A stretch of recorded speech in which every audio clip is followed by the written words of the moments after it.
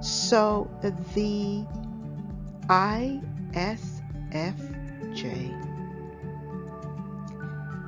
can become extremely nervous when forced to be the center of attention. And although they're good at most things, they do have a hard time with public speaking. And for the ESFJ, this is one of the very few extroverted personality types that they do not like public speaking. So both for the ISFJ and the ESFJ, public speaking is something that they tend to dislike.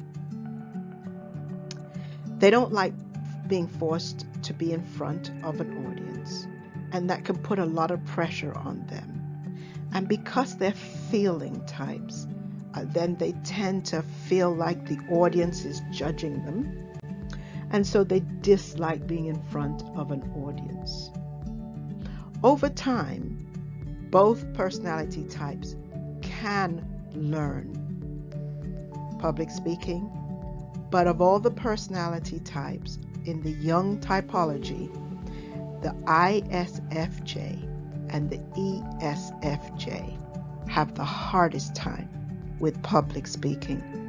My suggestion is, if you really have to do this for a living, or if you need interviewing skills, that you go for a coach. And we do offer coaching sessions through our soft skills school. So stay tuned to the end of the course to find out details about being coached if you need it.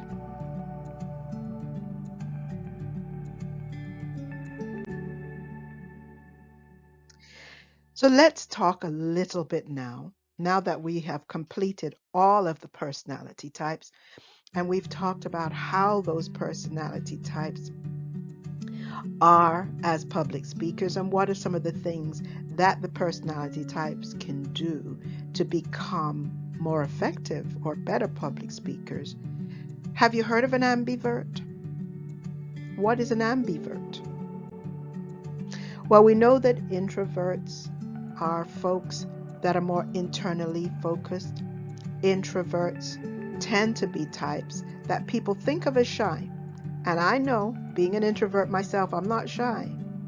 But an introvert is somebody that gets their energy from being alone, from being or thinking or developing skills inside of themselves and then putting it out to the world. The extrovert, on the other hand, enjoys the interaction. They enjoy being in social situations, and they get their energy from being in social situations. The ambivert is the balance of the two. The ambivert is a person who has a balanced introvert-extrovert personality type. What this means is that they could go either way. They enjoy social settings, although I would say ambiverts do not enjoy huge crowds for long periods of time, but they can certainly enjoy being in a crowd or being in a situation where there are lots of people there, and so they feel comfortable speaking in a crowd. They feel comfortable speaking in a small group. They're balanced. The ambivert tends to, or could seem like, an introvert at times and seem like an extrovert at other times. This person enjoys public speaking and may sometimes have to be asked to speak, but when they do speak, they can speak well.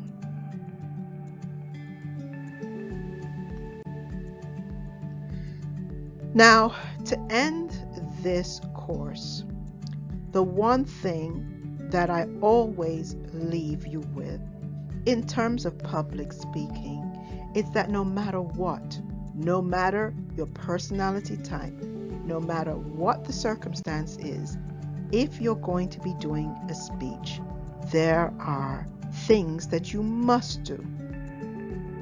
And so first and foremost, as I've said throughout this presentation, no matter what type of personality type you are, you must know your material. If you want to appear credible, and if you want to appear confident, you must know what you're talking about. If you don't, you'll find that your audience will disengage quickly, or during the question and answer period, they will definitely ask you, or they will poke holes in your speech, and that will lead to a deflated feeling and a lack of confidence for the next time you have to speak. So do your research, guys. Don't go, especially the perceiving types, don't go unprepared to a speech.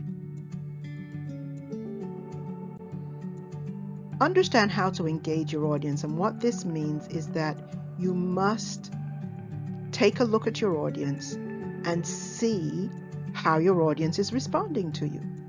If your audience is getting bored, if you find that they're looking away, looking at their phones, talking to each other, you have got to pivot. And what that means is, if you're speaking in a low tone, raise your tone. If it means that you are an extrovert and you're comfortable engaging your audience, ask the audience a question, especially if it's not a large crowd. Ask them a question. Wait on them to answer it. This way, you're putting the onus on your audience to respond and re-engage with you. Engage your audience. Always take a look at the audience, take a look at their nonverbal body language to see if they're engaged. You'll know if they're engaged. They're leaning forward, they're giving you eye contact, they're nodding their heads. If they're disengaged, you'll know, re-engage your audience. And then, before you give your speech, practice, practice, practice. Practice the speech. Do not read it verbatim unless it is mandated that you do so. Otherwise, practice the speech. Practice it in front of a mirror. Practice it by recording it. Practice it to a small live audience of your peers who can give you some good feedback. But practice, practice, practice. And then know your audience. Before you give your speech, ask whomever it is who's asked you to speak who your audience is comprised of. What is the demographics of your audience? Meaning the makeup of your audience. Do you have folks of your age, older, younger, in between? Do you have different ethnicities, races, cultural differences, sexual orientation differences than yourself, or your own orientation? Make sure that you know who you're speaking to. Never do a generic speech. Never do a one-size-fits-all speech. Do a speech that is tailored to your specific audience. Do use presentation aids. By this I mean slides, PowerPoint slides, Google slides. And if you don't use slides, you don't have to use slides. Use pictures, use charts, use graphs. And you can even use interactives like quizzes and the like. But use presentation and props. If you're talking about a cell phone, bring a cell phone in.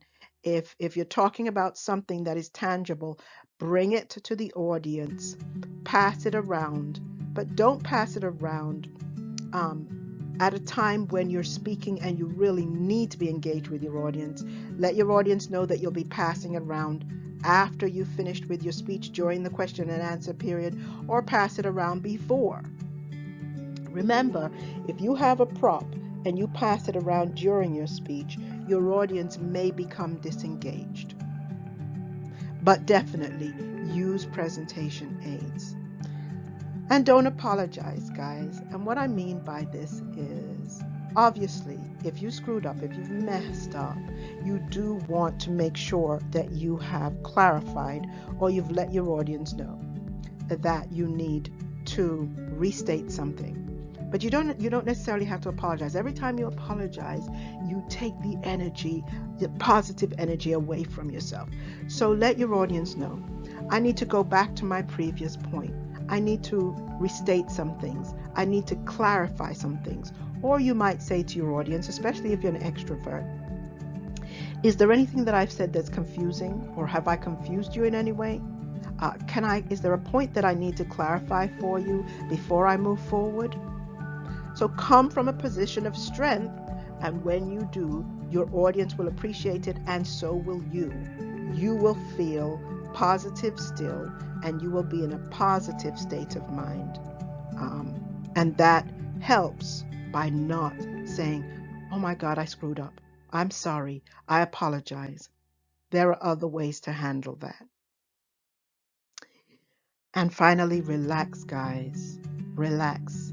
If you know your material, if you've engaged your audience, if you've practiced, if you know who your audience is and you're speaking specifically to that audience, and you found presentation aids that match your audience and that they will respond to, and you're using your positive energy, you can relax because you can be yourself.